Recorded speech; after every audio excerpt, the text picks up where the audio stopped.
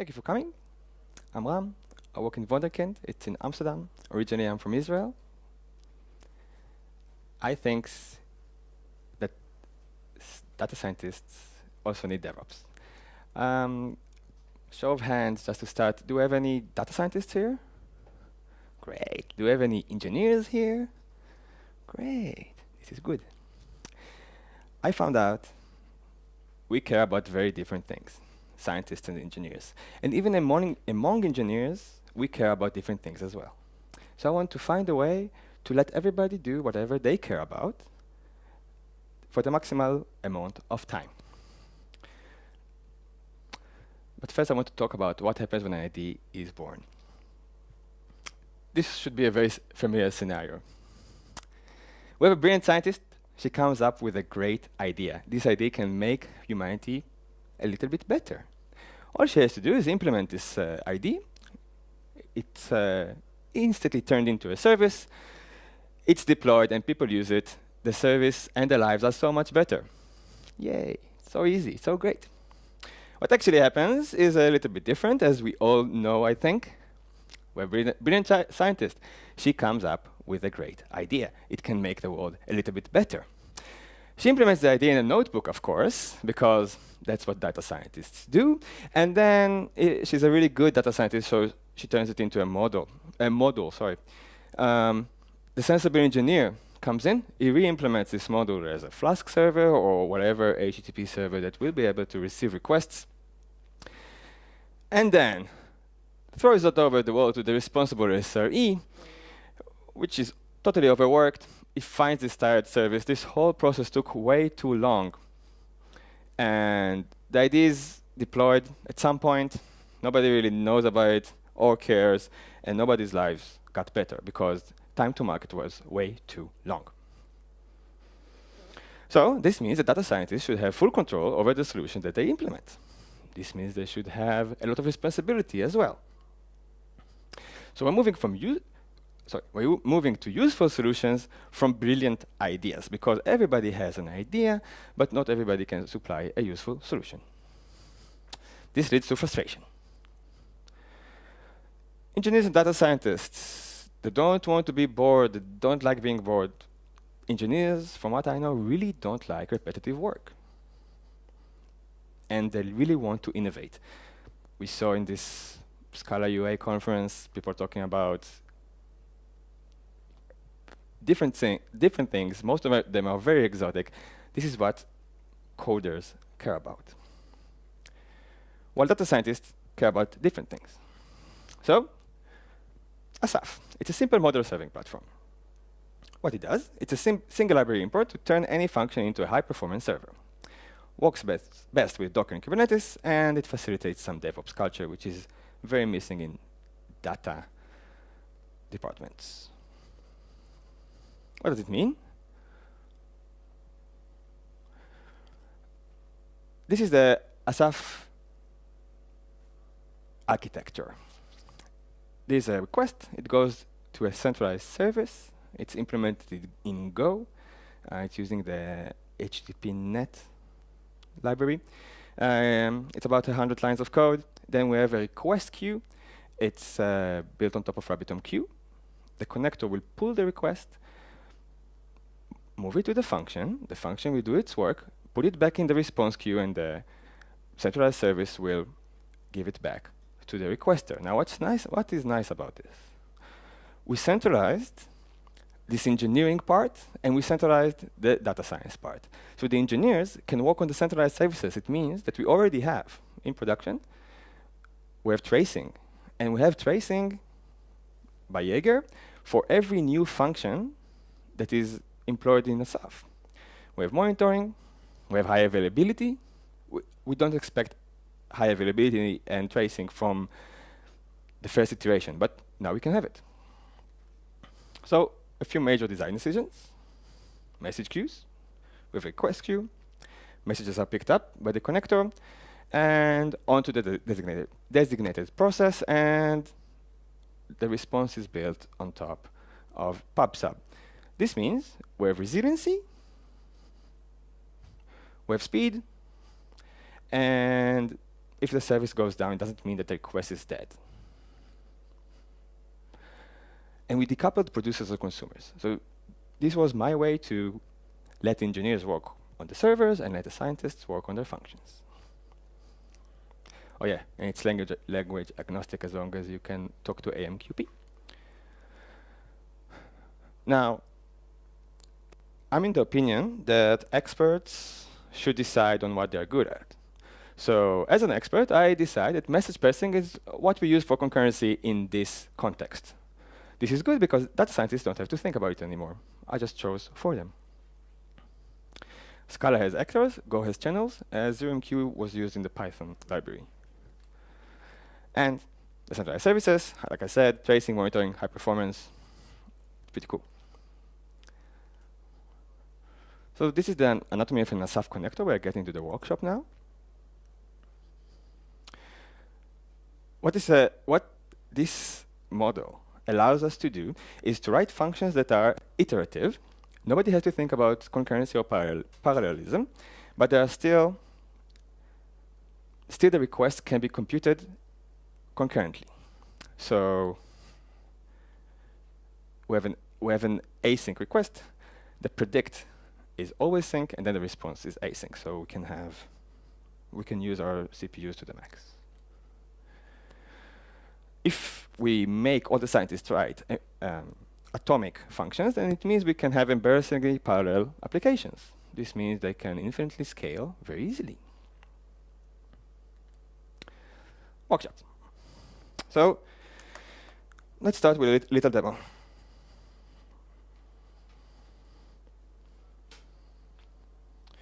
So on the left, on the right, on the left. Do I have a laser pointer? Yes, this is the Go service running. As you can see, it's quite verbose. This is just a press output. Can you see? In the back, can you read? You can't really read?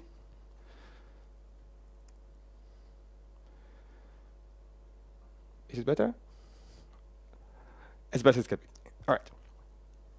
Let's send the request.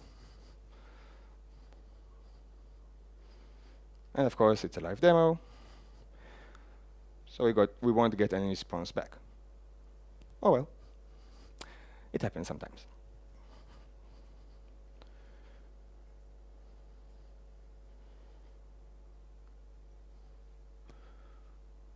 So what did we do in order to make it not work? We wanted any function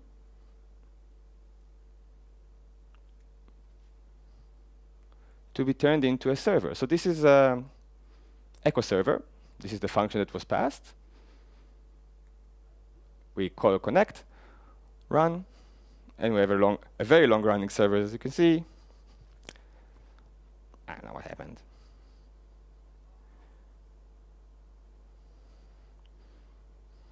Let's restart, it always works.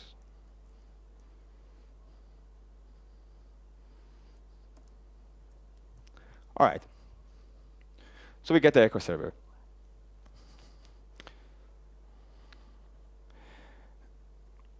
Now let's say I want to always return 1.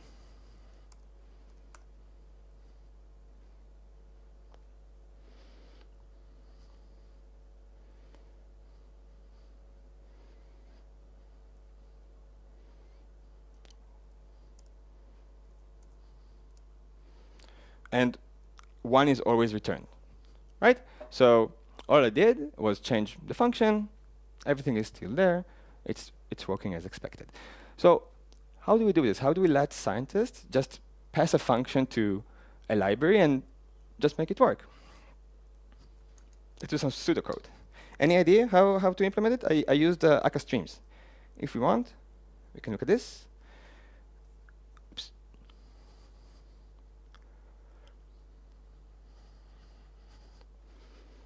All right, pseudocode.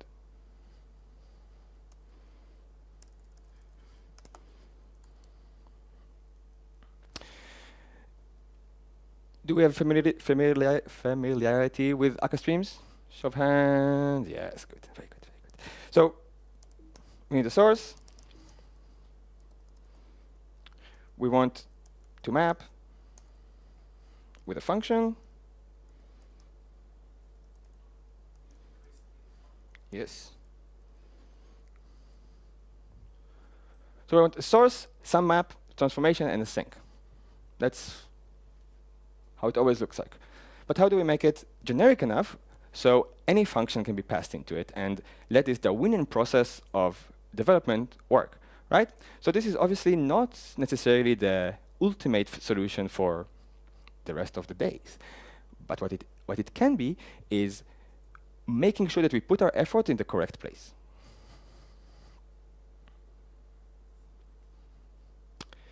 So before I actually implemented this, I was pretty sure I would just use an actor.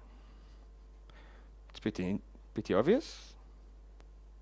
The implementation sounded pretty obvious as well. It says something like,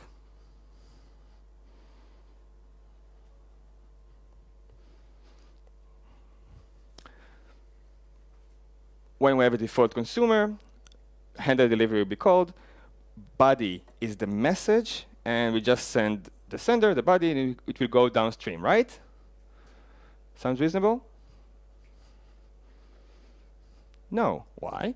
Because we all know we need back pressure in these instances after 2 days of Scala UA. So how do we implement back pressure here? How do we implement back pressure here? Any ideas? Anybody knows ACK on RabbitMQ? Acknowledgements? No? All right, so this is how we do it. What we need is to only deliver messages downstream when they're ready. How do we know when it's ready? When the messages are ACKed. Gets a bit complicated, I think. So this is just for the connection. Just to set up the connection, I had to kind of work around many things. It didn't feel right. Right? The implementation felt like I'm really doing too much and getting too little. So what do I do in this situation when I'm working really hard, but nothing, the output is not worth it? Well, lucky for me, Alpaca implemented the Amqp sources and sinks. So yeah, sure, let's use it. They probably just did this actor thing for me, right?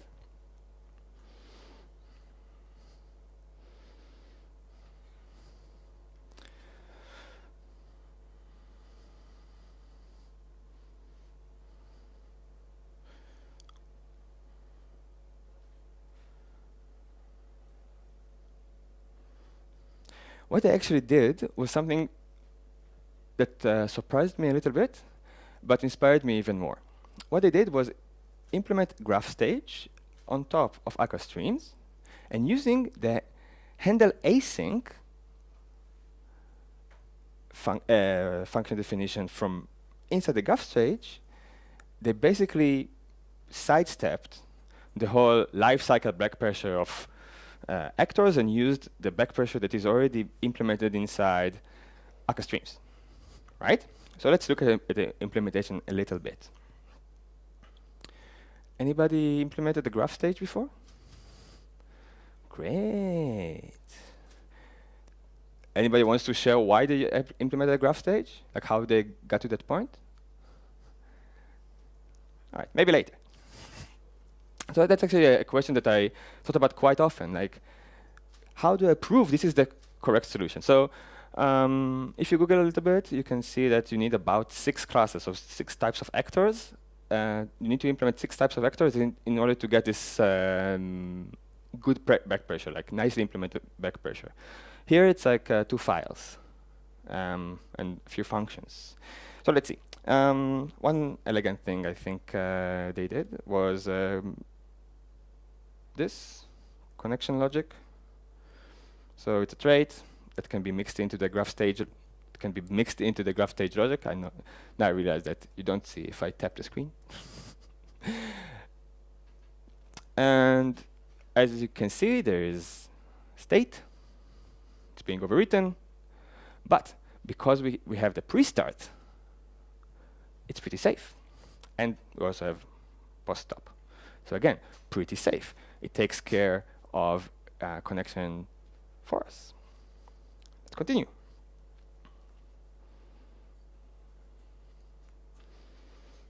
So instead of a mailbox, they opted for a queue. There's a mutable queue here. It takes committable read results, and that's okay. We also have the basic QoS, and the big nice thing is the get async callback. So the get async callback function actually lets us sidestep this back pressure solution, because we call it write in time, and that's all we have to do. So let's see how that was implemented. Just like I tried with the actors, default consumer, it takes a channel. It's already available from the connection that was set up earlier. Right? And the nice thing about this is that the default consumer is a Java library. They know the code good enough in order to know that when they use default consumer, the thread that is pulling messages from the RabbitMQ is calling it at just the right time. So if it's called just at the right time, and we can call the function just at the right time, then guess what? We have back pressure.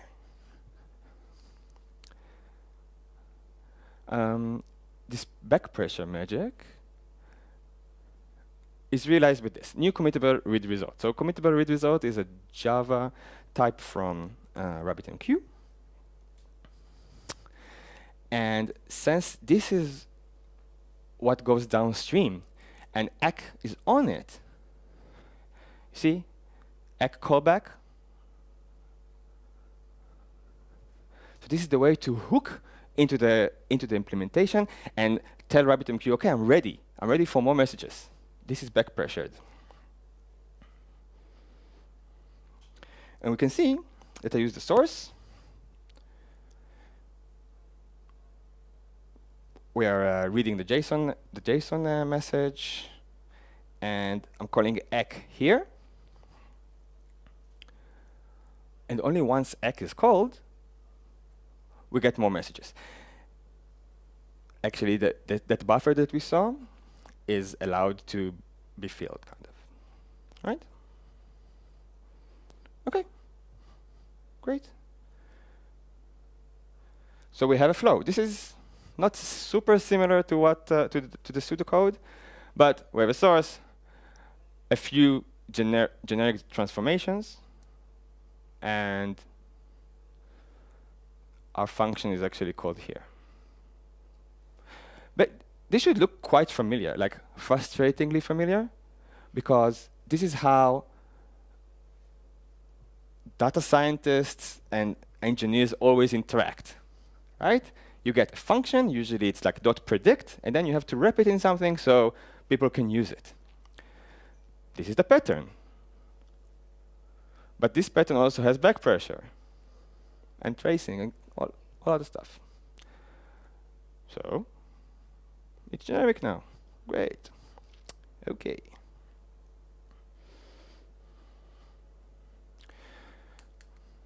Anybody cares about generics? Yay. All right. So to close off, I ran into a weird problem.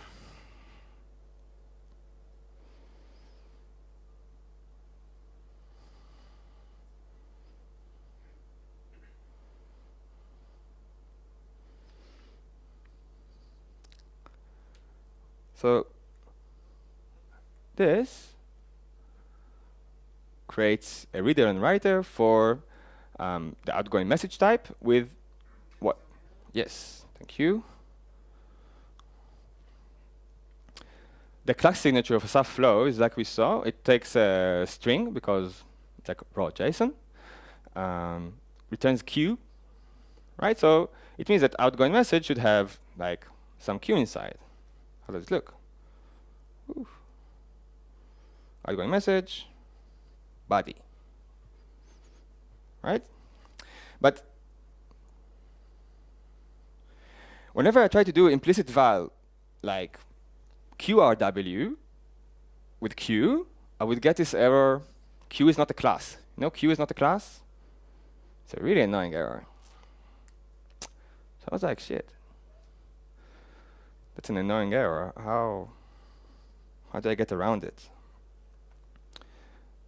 And again, I felt this this tiny pressure of, oh, I'm working really, really hard to get very, very little. So we take it as evidence. Hey, we have to trust our scientists to actually do this, and it means that they have to know the return value of the function, but that's all they have to do. So we create the implicit value right here for the actual return value of the function. Remember I changed this from int to string before? Nod. Yeah, thank you. So this will not compile now. So we get type safety with generic functions for scientists.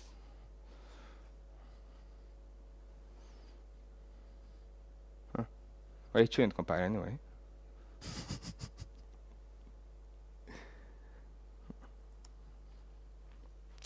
Okay. That was an Assaf connector that we implemented. Let's see.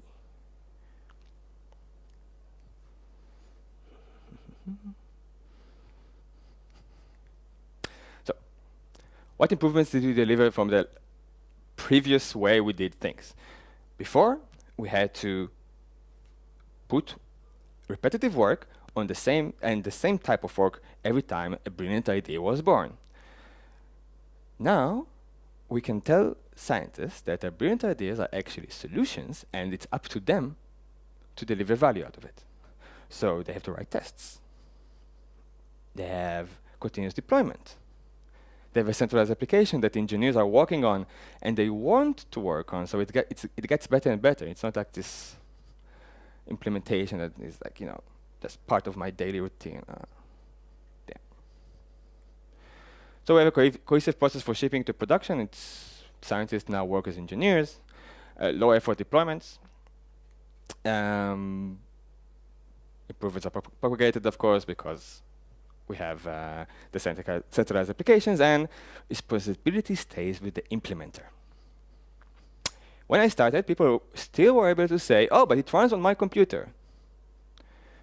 This is kind of gone from the world, I think. It runs on my computer, but scientists still tell me, oh, it runs on my notebook. We don't care about that anymore. Use DevOps. Thanks, guys.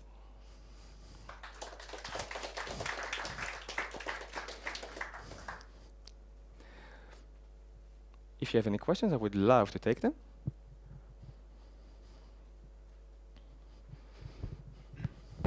Thanks for your talk. So I have a question about how the scientists can actually deploy these functions. So do they just put their streams into one single application that somebody manages, or do they just put it somewhere and Docker and Kubernetes setup handles that for them?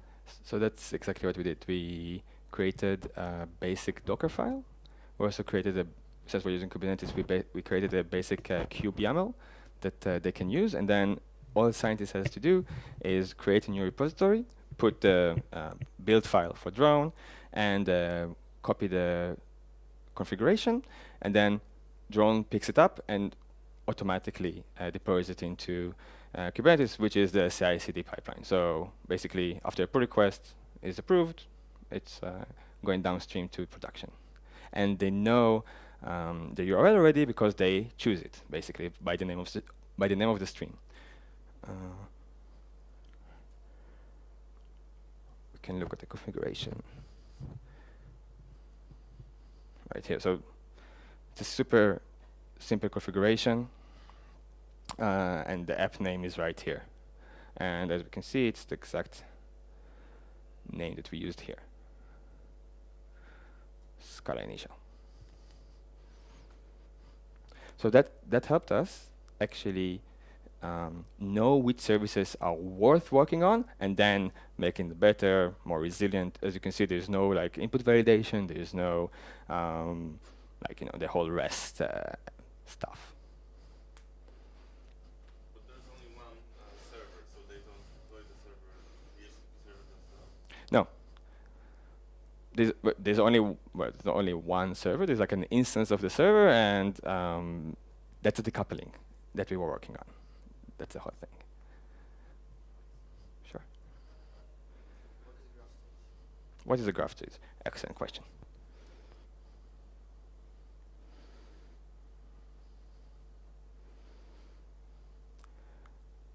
akka-streams has graphs. It has stages like sync, or source, or like via something, right? So a graph stage is an instance of one of these. It's just a part of akka-streams, that akka-streams can use. I can say a bit more about this. So this is the shape we're talking about. So since this is a source, it has only one out. And this is how we define this graph stage, right? And then we have to create the logic. So that's like a building block of an akka-stream.